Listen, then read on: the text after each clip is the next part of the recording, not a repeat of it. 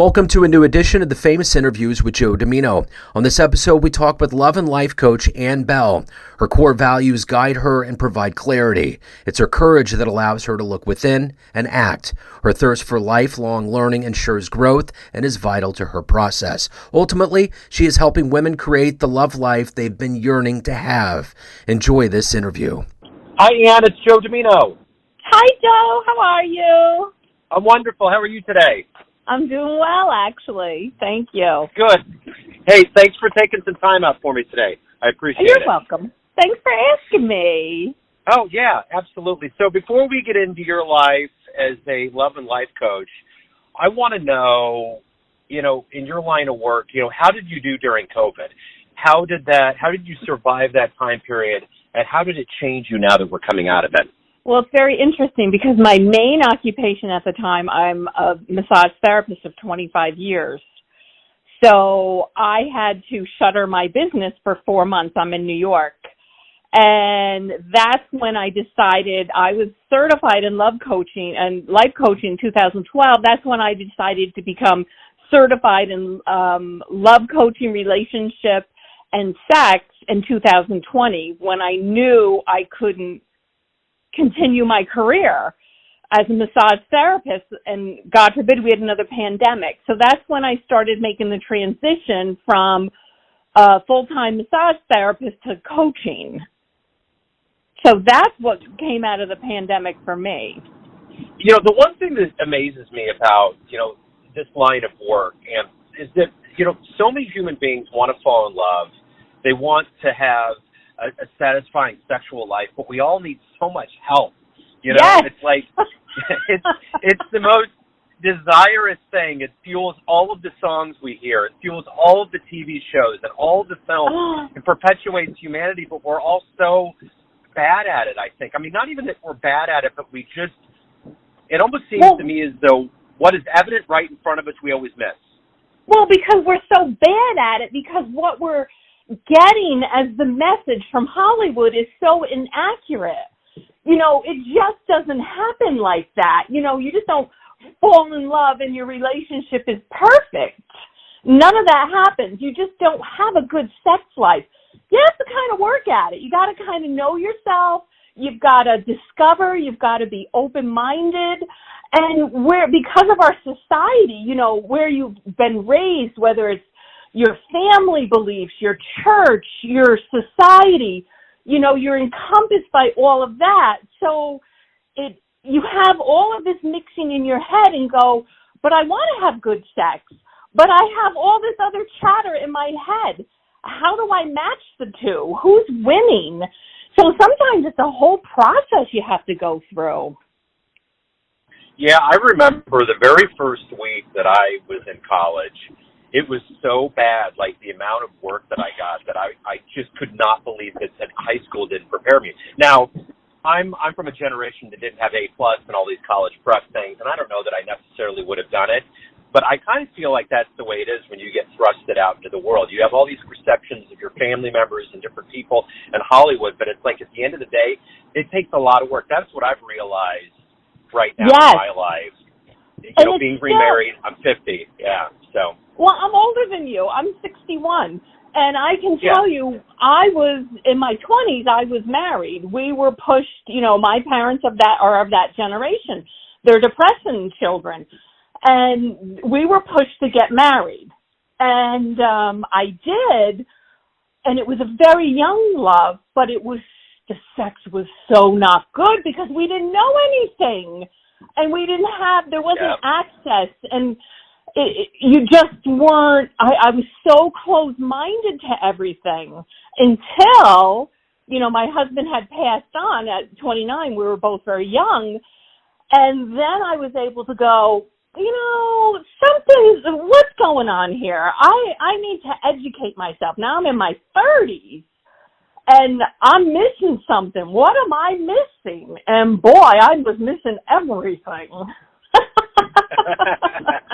Well, I think, and I can speak on behalf of being as a part of the male species, women and men need things differently, and that was a fatal flaw of mine when I was younger. You think that your You think you're doing these things in the right way, but at the end of the day, you aren't. You need to take notes. And there's so many things that we just don't understand unless you pay attention. And then eventually you figure it out. Yes, and as women, we give our power away, thinking our men know more about our bodies. And they really don't. You guys are floundering out there. And we don't want to hurt your egos. And it's a whole tug and pull where, you want to be a good lover. You want to help your partner be a good lover. You don't want to hurt their feelings. You got all this going in your head, and you're not getting your needs met because of that dialogue that's going on.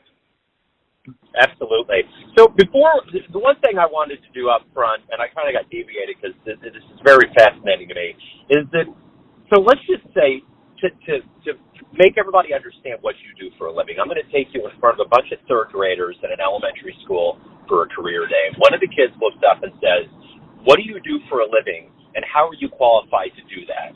What would you say to them? I would say I primarily help women have better love life. I went to school and I got certified in love and life coaching so that I could help women, assist them be better in their love lives.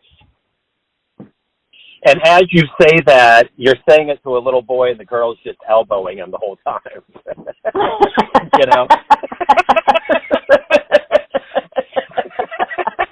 Okay, so let's get to the beginnings of your life and how this became your focal point. Take me back to your childhood and how you got these seeds of motivation in you to become who you are right now. That's interesting because in my family it was we never talked about sex. There was none of that. There was zero. My parents were self-employed. They had 5 kids. All they did was work. And it was not a very communicative family. We didn't demonstrably show love. In fact, there was probably, some domestic violence in there, and it was hard. It was really hard growing up sometimes in my family. And then I took the path. I did get married. I took a different path after my husband died. And I realized I wanted more for my life. I wasn't sure what it was. I was a bookkeeper by trade. I was my parents' bookkeeper since I was 14. And I wanted something different. So that's when I went to massage school. I had a friend say, "Why don't you go to massage school?" I'm like, okay. And that's where I fell in love with touch. That's when I realized, wow, this is really good. I'm really making a difference here. And what I found, though, was my clients wanted to talk to me. I don't get a lot of clients that just want to relax. They want to talk to me about every topic. And the topic it seemed to be a lot of the time was sex. There's how to have better sex. What's their sex life? What's this? We would share back and forth stories. And that's how I kind of, I talk about a lot of different topics. It's all personal growth. And, they want to have better sex, but it's getting to know yourself better. You always have to bring it back to yourself. And that's how I kind of walk my talk. I'm always improving myself. I get coached. I've been in therapy. I have a relationship coach. I have a business coach. I really believe in what I do. And in order for me to help others, I have to continually take a look at myself. Where can I improve? How can I be better? What can I do so I can help others? And it almost seems as though, by osmosis and just the laws of inevitability is that you would have to be learning from those that you're teaching. Has that happened consistently throughout your life? Maybe unexpectedly, you're like, wow, I really learned a lot while I was trying to teach this person. All the time. It's always an even exchange. It's never just they learn from me. I learn so much from them. It's always, always, always an exchange. Everybody has something to teach you. If you're open to it, you might not want to hear it. It might not resonate with you. You might filter it out, but there's something there that a seed gets planted. I plant seeds all day long, and people do the same with me. You know how sometimes when you've been telling your child, your partner, this, you've been telling them something over and over and over again, and they come home one day and go, oh, guess what? So-and-so said this. And you're saying to yourself, my God, I've been saying that forever. And it's like because you've planted that seed with that person, somebody else watered it and helped it grow. That's such a great way, such a wise way of looking at things, because I feel like that a lot. This is going to show my Midwestern roots here. My dad was born in Brooklyn, raised in Long Island, came to Kansas City after he fell in love. And I'm curious what your background is. I always hear the New York accent. For some reason, I think there's a hint of Italian in it. So, no, I'm not. About your childhood. Yeah, I'm not Italian. I am 100% European. Different parts. I'm in northern, upstate New York. I'm 60 miles north of New York City. Okay. So usually it's my coffee and my water. People will say to me, you're from the city, but. Well, it all kind of blends into me, and I love it. I love the Eastern accent. So yeah, everybody thinks New York is just New York City. They forget that there's upstate. Oh yeah, I've learned well over time to not make that kind of assumption. It's definitely, but again, it's the same thing when people talk about Kansas City. They always say, "How's Kansas?" And it's like I'm in Missouri, but no one knows that, and it sounds the same because I have relatives in New York that still say that. How's Kansas? It's like, well, we're in Missouri, but it really doesn't matter. I mean, it's just the way it is. I went to Kansas City, Missouri. They have the FFA convention when I was in high school. Oh, yeah. That's where I was in, I took horticulture in high school, and I was the president of the FFA, so I actually went there one time. Interesting. And I never knew about the fact that the FFA came here until I moved downtown in my 20s, and I was like, I saw all the coats everywhere and all of that. It was interesting. So, the one thing, too, is you're in a capacity where you have to give a lot. And I'm curious how you parlay that out, where you give enough where you can satisfy your own self. How do you do that? How does that work with you? I have learned that I need time to myself. I'm a big loner where I just shut off. I like Sundays are my day to myself to recharge, to do nothing, because when you have your own business, and I'm running 2 businesses right now, you're on all the time. They're like babies. They just need something from you all the time. And I just find if I don't shut it down and nurture myself and just take care of myself, then I can't function. I can't do. But I do love what I do. I love both of them. I love both of my careers, but I do have to watch my boundaries. So, the one thing, when you're in a particular discipline and you're, an expert and that's what you do all the time, you obviously have a viewpoint that's very different from everybody else. You can probably boil down parts of what are common mistakes that everybody makes in relationships and their sex lives, love lives, all of that. If you could boil down and you could have that Letterman top 5 list or whatever, and you could say, these are the common things that people make mistakes with. And it could be both men and women or however it works for each gender. But what is that for you? What do you see as the most common mistakes? I think with relationships, couples, they're not friends. They outgrow that friendship. You'll hear a lot of couples in sexless marriages, and they get busy with the children and the house and the careers, and they get pulled from all different directions, and they forget about themselves. So, it's mainly, being friends, saying I love you and really meaning it, kissing passionately every day. Compliments. You have to give compliments to each other. you do have to know your partner's erotic turn-ons and turn-offs.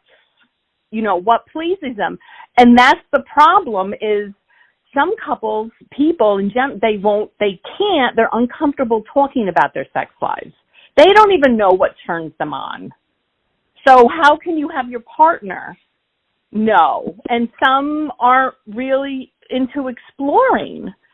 They're inhibited. So it's really just getting to know each other and communication and really talk about a lot of this stuff. Who have been role models for you? You know, you obviously are very highly driven. Who's been that hero or role model for you in your life?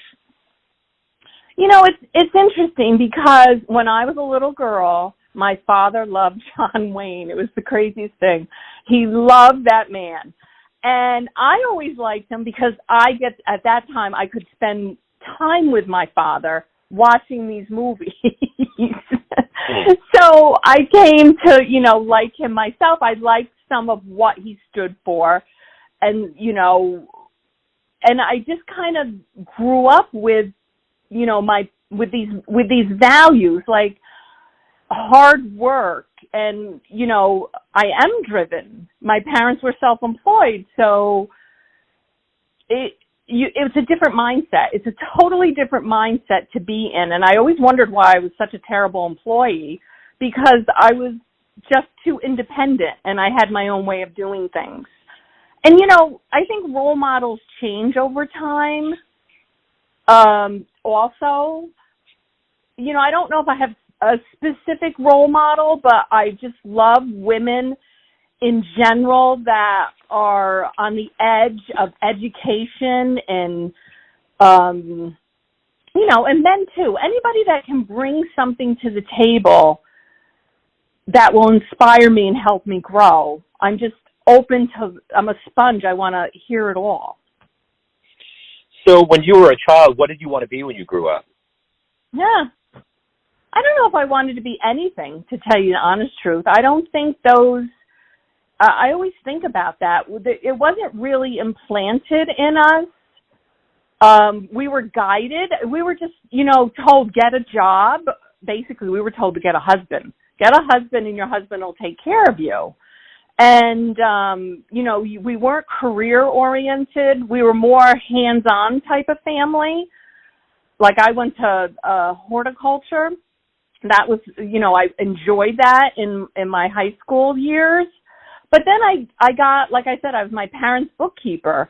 And I ended up I was kind of self-taught where others would teach me. They saw something in me. Oh, this one's good with numbers and bookkeeping. So I had mentors, you know, accountants teach me, you know, and that's how that kind of went. And then, I don't know, then I just kind of got into massage from there. I've had a lot of different careers. I mean, I've packed apples, I've waitressed, I've been a bookkeeper, a massage therapist. I think all of these jobs have led me up to what I'm doing.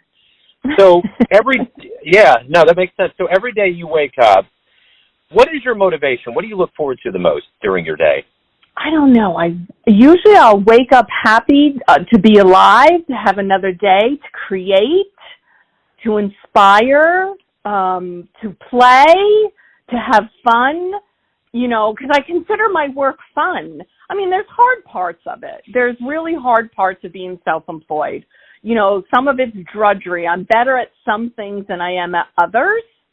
But I love the creation process. I love to sit and think that I can, you know, make up things that I can, you know, how do I correlate different events in my life so people can understand? You know, my clients are always telling me they live vicariously through me. I mean, at age 53, I read the book Eat, Pray, Love, and I went out and did Eat, Pray, Love at age 53, up and sold everything and traveled for 2 years extensively. Nice. I just Very nice. kind of, you know, I'm spontaneous, but also practical. I don't have a lot of lived experiences. Yeah, that's wonderful. So what's been the best client response fan letter you've ever gotten for your work? I think people where they're so inspired that they've been helped, they see a new perspective. I have this gift. I can usually take any situation and reframe it to make it something positive. To really go, something really crappy, and go, well, maybe this is why this has happened, so you can see this. So I think when they respond that way, like they'll say to me, I have simple, effective techniques. Anne is very open-minded. I can tell her anything. I feel very safe. I feel very comfortable with her discussing any topic. And I think that's really flattering, because I remember as a young person, I didn't have anybody to talk to. I didn't feel safe to talk about some of these topics. I didn't know who to turn to.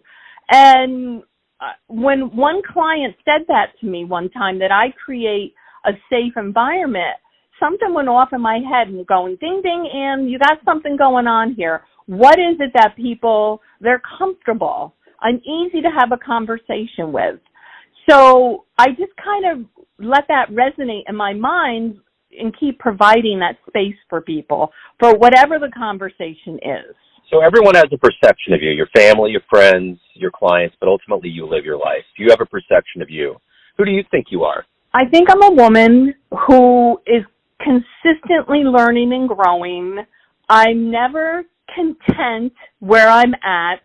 I'm always, I appreciate my moments. I live in my moments, but I'm also inspired to be better. I think I'm here to be the best person I can be, and that means I always must challenge myself on some level to grow and be better. So I'm always reading. I'm reading like 5 or 6 different self-help books right now, because they're all so exciting to me, because I'm always hungry for a new perspective. I'm always hungry to put more pieces of my life together so I can take what I learn, and help others. So, Anne, if anybody wants to know more about you, your services, anything related to you, where's the best place for them to go? Then go right to my website, aconfidentialconversation.com. Beautiful, Anne. This has been wonderful. Thank you for opening up. Good luck with everything. I appreciate it. Thanks, Joe. Have a good day. Thanks for tuning in to another famous interview with Joe Dimino, where we cover the world of art, spirituality, literature, business, relationships, and music from around the globe. If you want to hear more interviews, visit the Famous Interviews with Joe Dimino channel on YouTube. Thanks again for listening, and until next time.